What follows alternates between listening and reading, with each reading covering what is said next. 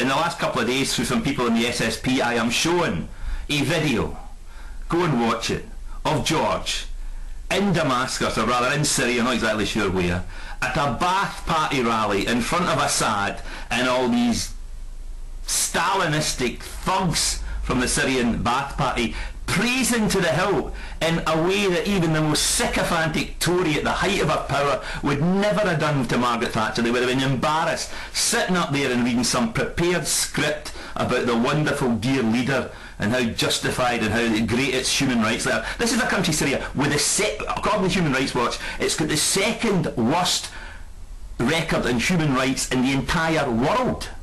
And George is standing up here barely a month ago telling them all that they've got a great record in human rights, that they're a democratic country. I mean, how much were you paid for that, George? Seriously, how much? Because there's no way anyone would go to Damascus for nothing and deliver that shite.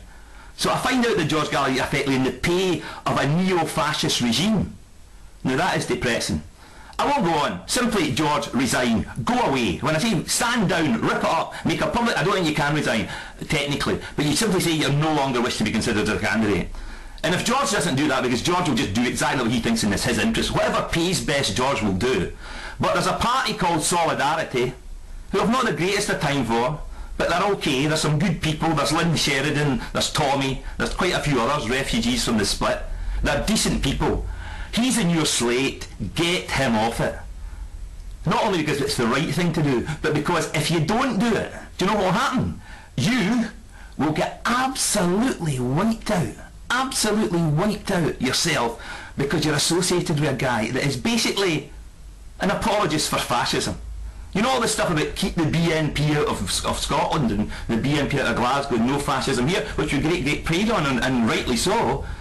Sorry, we are effectively supporting a guy that isn't some theoretical threat of fascism. It's a real one. People, as we speak, as I speak to you, as you listen, are being shot, locked up, imprisoned, will never be seen by their families again, by a regime headed up by President Assad that George Galloway went all the way over to Damascus barely 5 weeks ago to specifically single out and praise for the benefit of his state TV.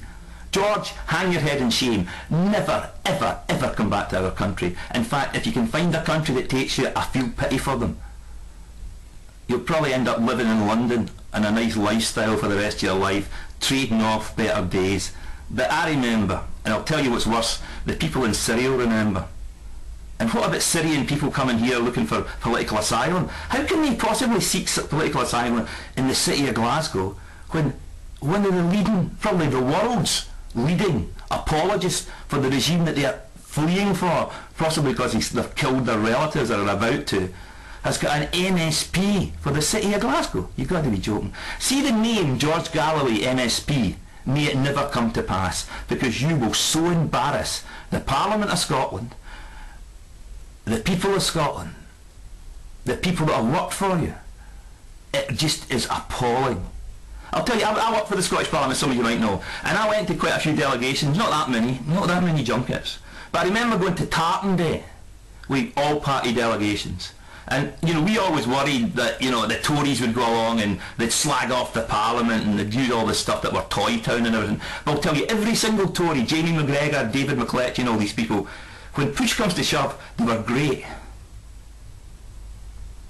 Because they were representing their country. But you're just misrepresenting our country, George. We want nothing to do with you. Nothing. So go away. But I want to also talk about another deference very quickly, and I won't want to labour the point.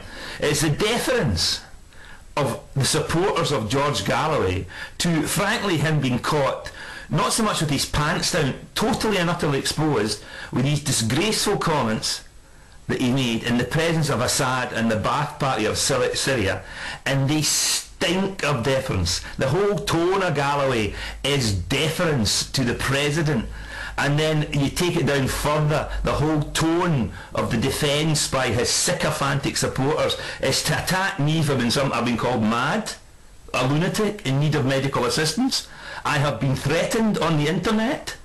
I have been insulted on the internet by supposed progressive people. For what? For simply pointing out that George Galloway had gone to Syria and praised the human rights record of the second worst country in the world, had praised a man who is, as I speak, is murdering on a scale that no one else has done. Okay, in Egypt there were some casualties, in Bahrain there's been casualties, but we're talking about a death toll in Syria, a smallish country, 10 times the entire Arab Revolution's revolt. And who is supporting this?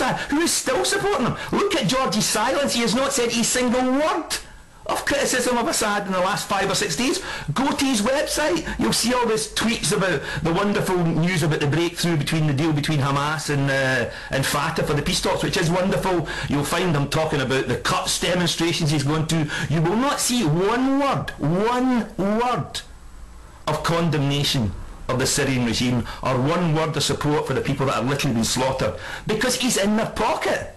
He's on a retainer. Do we want a man like that in the Scottish Parliament?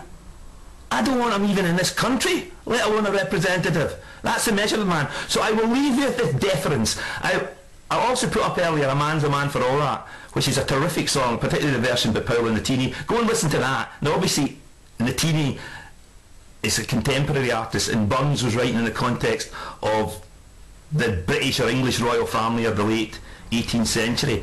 Different context. But see, Burns could just, this clip I'm going to play out in Galloway, you could literally have Nutini singing Burns over it and it would be bang on the money, because it's the exact same deference that we throw up on. And just because the man's name's George Galloway, and just because he's got a terrific record over the years, don't give him a blank sheet of paper, don't give him a free card or a free run, don't allow him to take the piss, don't allow him to wriggle away and not answer the same questions as everybody else. So here we go, George Galloway in Syria. Sorry, I missed that one. I'll give you it again. So I want to be very clear again. All dignified people in the world, whether Arabs or Muslims or others with dignity, are very proud of the speech made by President Bashar al-Assad. Excuse me. For me, he is the last Arab ruler, and Syria is the last Arab country. The reason that Syria is facing this crisis is not because of any bad thing which Syria has done, or any weaknesses within its democracy, or within its economy, or within its human rights record. Sorry? The reason why Syria is being threatened is not because of anything bad which she did, but because of the good which she is doing. That's the reason why Syria is being threatened. Well, I'm sorry. Unfit for purpose. A Labour MP, a Tory, a Labour parliamentary candidate, a Tory, an SNP, a Green, or other Dem.